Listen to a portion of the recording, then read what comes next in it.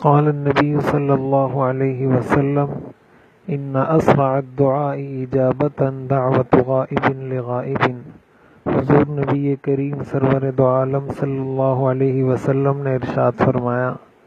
سب سے جلدی اور تیز قبول ہونے والی دعا ایک مسلمان بھائی کی اپنے دوسرے مسلمان بھائی کی عدم موجودگی میں اس کے لیے کی جانے والی دعا ہے۔ یہ ابو داؤد اور ترمذی شریف کی روایت ہے۔ حضرت عبداللہ ابن عمر رضی اللہ تعالی عنہ اس کے راوی ہیں۔ اس حدیث شریف کے اندر دعا کی جلد قبولیت کا ایک نسخہ امت کو سکھایا گیا ہے، اور وہ نسخہ یہ ہے کہ انسان اپنے دوسرے مسلمان بھائی کو اپنی دعاؤں میں یاد رکھے۔ چنانچہ صحیح مسلم کی روایت ہے، حضور علیہ الصلوۃ والسلام نے ارشاد فرمایا، دعوت المرء المسلم لأخیہ بظہر الغیب مستجابۃ، کہ ایک مسلمان بھائی کی اپنے دوسرے مسلمان بھائی کے لیے اس کی عدم موجودگی میں کی جانے والی دعا قبول ہوتی ہے۔ اور آگے آپ نے فرمایا، عند رأسہ ملک موکل بہ، کہ اس دعا کرنے والے کے سر کے پاس ایک فرشتہ ہوتا ہے جو اللہ کی جانب سے مقرر کیا جاتا ہے۔ کلما دعا لأخیہ المسلم بخیر، جب کبھی وہ اپنے کسی مسلمان بھائی کے لیے خیر کی، بھلائی کی دعا کرتا ہے، قال الملک الموکل، تو وہ فرشتہ جو اللہ کی طرف سے مقرر کیا گیا ہے وہ کہتا ہے، آمین ولک بمثل، وہ آمین کہنے کے بعد دعا کرتا ہے کہ اللہ تمہیں بھی ایسا ہی دے۔ یہ صحیح مسلم کی روایت ہے۔ قرآن کریم کے اندر مومنین کی صفات بیان کرتے ہوئے اللہ تعالیٰ نے ارشاد فرمایا، والذین جاؤوا من بعدہم یقولون ربنا اغفر لنا ولاخواننا الذین سبقونا بالایمان، کہ جو ایمان والے ہیں وہ یہ دعا کرتے ہیں کہ یا اللہ ہماری بھی مغفرت فرما، اور ہم سے پہلے جو مسلمان بھائی ہمارے گزر چکے ہیں ان کی بھی مغفرت فرما۔ ہم نماز میں جو دعا پڑھتے ہیں، ربنا اغفر لی ولوالدی وللمؤمنین، اس میں بھی ہم سارے مومنین مسلمانوں کے لیے دعا کرتے ہیں۔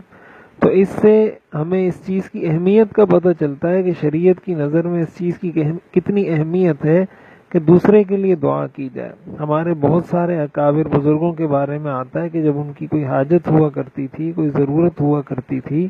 تو وہ وہی ضرورت اپنے دوسرے بھائی کے لیے دعا میں مانگ لیا کرتے تھے۔ اگر کسی کو نارینہ صالح اولاد کی ضرورت ہے تو وہ اپنے دوسرے مسلمان بھائی کے لیے دعا کرتے تھے کہ یا اللہ میرے فلاں مسلمان بھائی کو نیک صالح نارینہ اولاد عطا فرما۔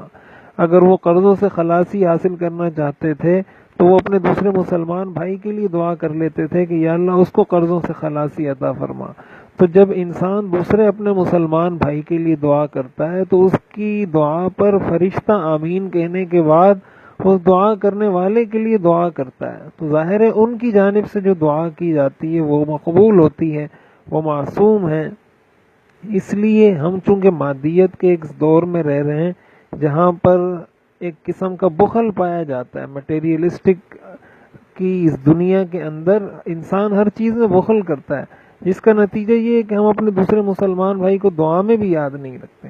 حالانکہ کم از کم یہ تو ہماری ذمہ داری ہے، ہمارے رشتہ داروں کا، ہمارے والدین کا، ہمارے دوستوں کا، ہمارے اساتذہ کا، ہمارے قرب و جوار میں رہنے والوں کا، یہ ہم پر پہلا حق ہے۔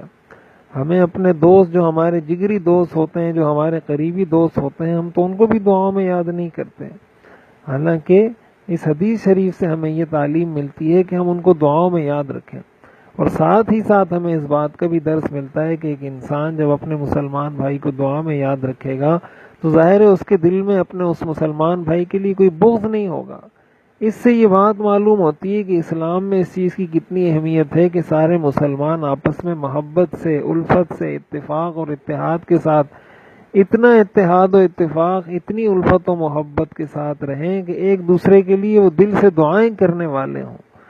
تو جس معاشرے کے لوگ اس درجہ ایک دوسرے سے الفت رکھنے والے ہوں کہ ایک دوسرے کے لیے وہ دعائیں کریں، تو یقیناً ایسے معاشرے پر بھی اللہ کی رحمت برستی ہے۔ لہٰذا ایک تو ہم اس چیز کا معمول بنائیں کہ اپنے مسلمان بھائیوں کے لیے دعا کریں، اور خصوصاً چونکہ حدیث شریف میں فرمایا گیا کہ یہ دعا قبول ہوتی ہے اور فرشتے اس دعا پر آمین کہنے کے بعد دعا کرتے ہیں، جو اپنی ضرورت ہے وہ دوسروں کے لیے بھی مانگ لیں، اس کا فائدہ یہ ہوگا کہ وہ دعا انشاءاللہ جلد قبول ہوگی۔ اللہ تعالی ہمیں عمل کرنے کی توفیق عطا فرمائے۔